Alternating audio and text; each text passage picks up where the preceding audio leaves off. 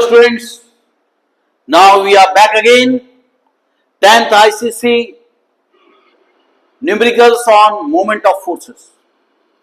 Moment of force is the force, the product of force to the perpendicular distance from axis of rotation. Moment of force को अपन torque के नाम से भी जानते हैं और उसको हिंदी में बोलते हैं जड़त्व आघूर्ण। समझ गए? तो इधर देखो, पहला क्वेश्चन है, moment of force is the moment of force is दिया हुआ है of 20 newton about a point O is 10 newton metre. यानी कि मोमेंट ऑफ फोर्स दिया हुआ है 10 न्यूटन मीटर। जो यूनिट होती है ना, उससे आपको प्रॉपर चीज मालूम करनी चाहिए।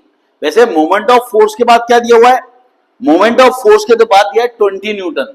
Moment of force 20 newton about O point के अबाउट। अगर ओ पॉइंट के अबाउट मोमेंट ऑफ फोर्स दिया है तो मोमेंट ऑफ फोर्स ये होता है टॉर्क। समझ गए? तो जब भी कोई न्यूमेरिकल करो तो पहले लिखो गिवन लिखो, the moment of force is given so and so, moment of the force is given so and so, we need to find the distance from rotational axis और पॉइंट ओ। तो वो क्या बोल रहा है कि moment of force of 20 newton about a fix point O is 10 newton. Calculate the distance from ओ।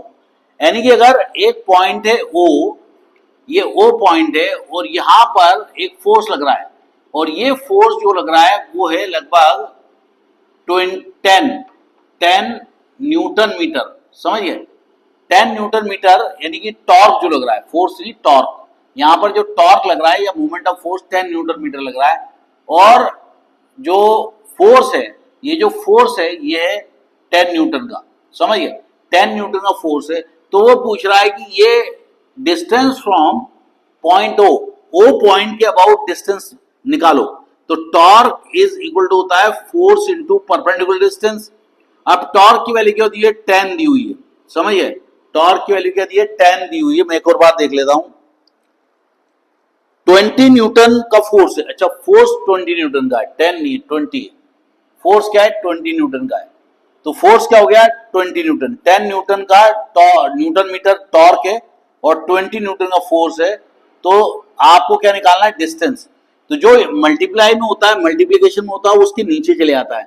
तो ये हो जाएगा 10/20 इज इक्वल टू आर। तो ये कट गया, आंसर क्या आएगा? 0.5 मीटर आप लिखोगे। अगर ये डाइन में होता और ये डाइन सेंटीमीटर में होता तो आपका आंसर काय में आता? सेंटीमीटर में आता।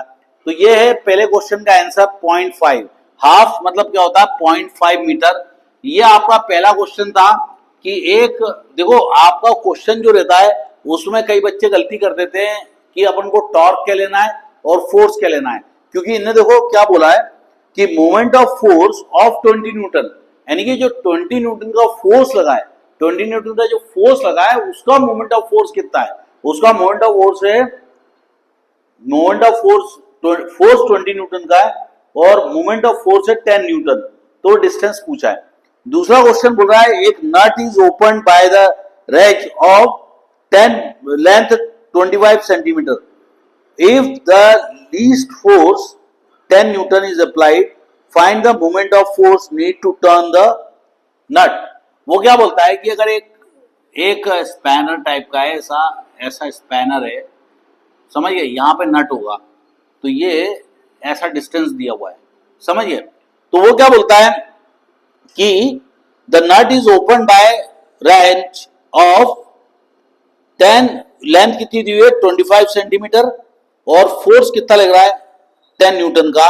तो मोमेंट ऑफ फोर्स निकालना है। यानी कि आप इसको जब घुमाओगे, आप ऐसा घुमाओगे तो आपका ये टाइट होगा, ऐसा घुमाओगे तो बाहर निकलेगा। समझिए, तो अपन ने ये फोर्स लगाया है, ये फोर्स है और ये परपेंडिकुलर डिस्टेंस है ना।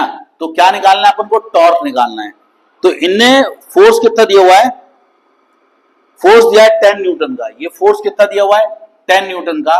और ये डिस्टेंस कितना दिया हुआ देख लेते हैं अपन। ये डिस्टेंस दिया हुआ है 25 सेंटीमीटर। ये डिस्टेंस दिया है 25 सेंटीमीटर।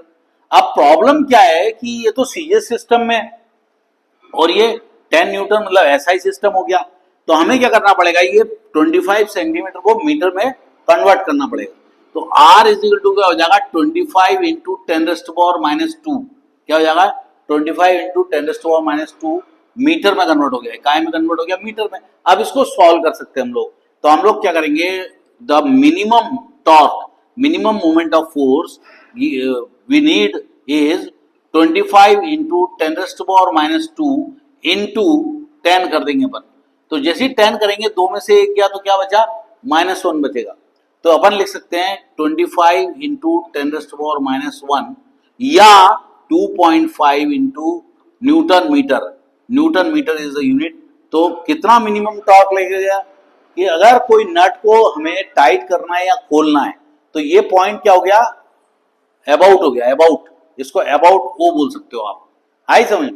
तो ये इस पॉइंट के अबाउट गोल घूम रहा है, यानी कि अगर आप देखोगे तो ऐसा गोल घूमेगा, यानी कि जो आपका ये ऐसा गोल घूमेगा और ये सेंटर पॉइंट हो जाएगा, तो ये ऐसा गोल घूमेगा, तो इसको बोलेंगे अपन सेंटर पॉइंट। ये अबाउट हो जाएगा, यहां से ये डिस्टेंस क्या है 25 सेंटीमीटर है, उसको मीटर में कन्वर्ट कर लेंगे। मीटर में कन्वर्ट करने के लिए या तो 25/100 कर दो या 25 इंटू 10⁻² कर दो, और 10 न्यूटन का फोर्स लग रहा है, तो इतना मिनिमम टॉर्क लगाना पड़ेगा तब जाके वो गोल घूमेगा, समझ गए। इसके बाद अगला क्वेश्चन है कि 50 kg mass is lifted by using 1 metre long lever. एक मीटर का लॉन्ग लीवर है। If the length of the lever is reduced by 20%, how much more और less force is applied to achieve same torque. देखो इधर, यहां पर जैसी condition देता है वो कंडीशन अप्लाई कर लो। सेम टॉर्क बोला है ना, तो तुरंत ये कर लो, τ1 is equal to τ2।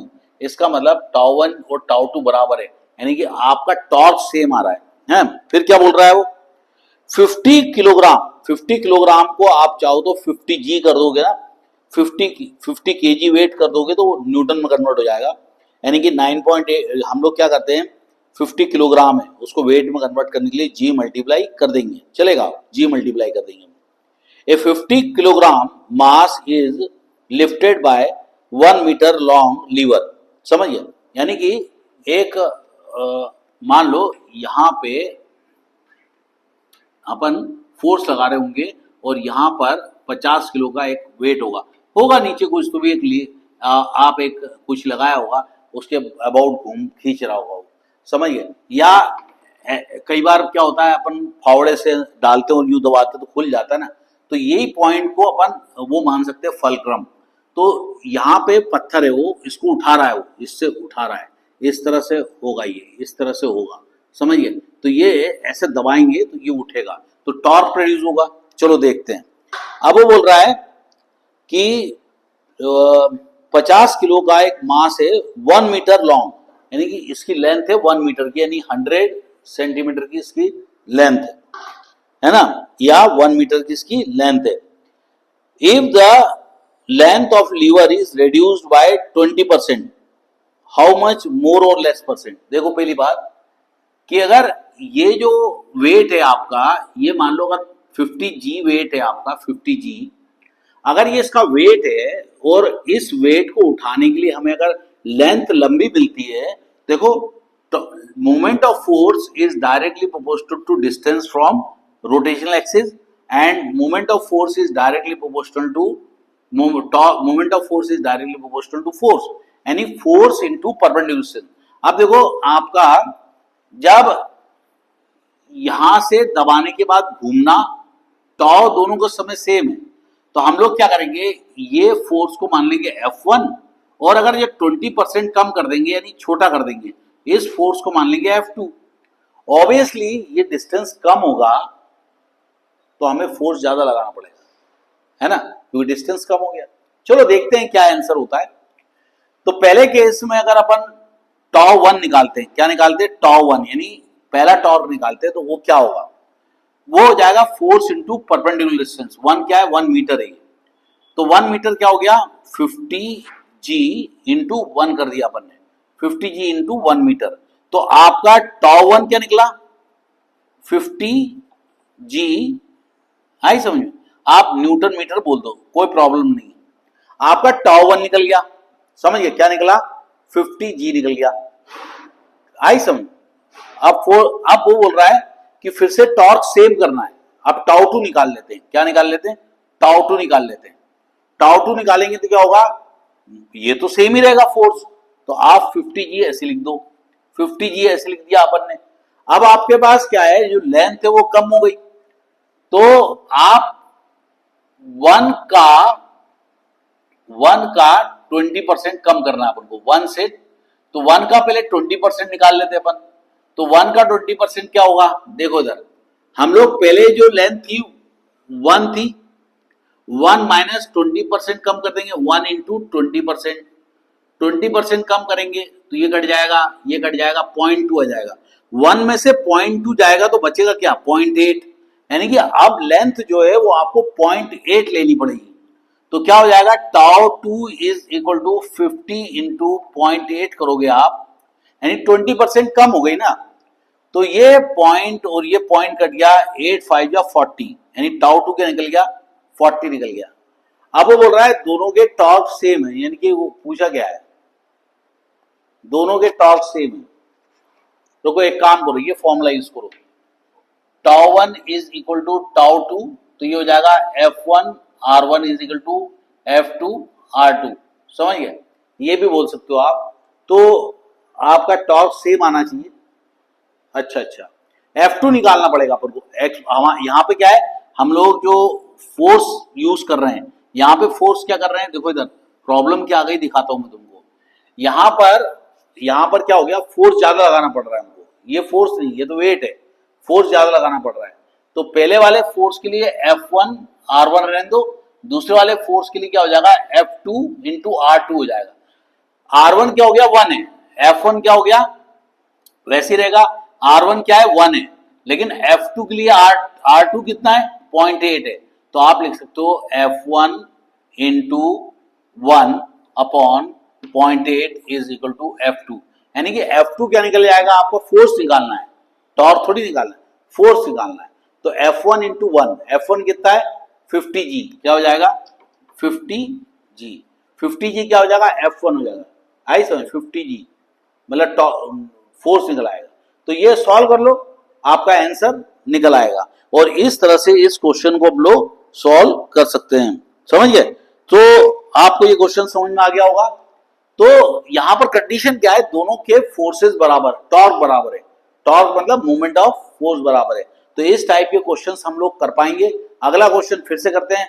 Bye bye students.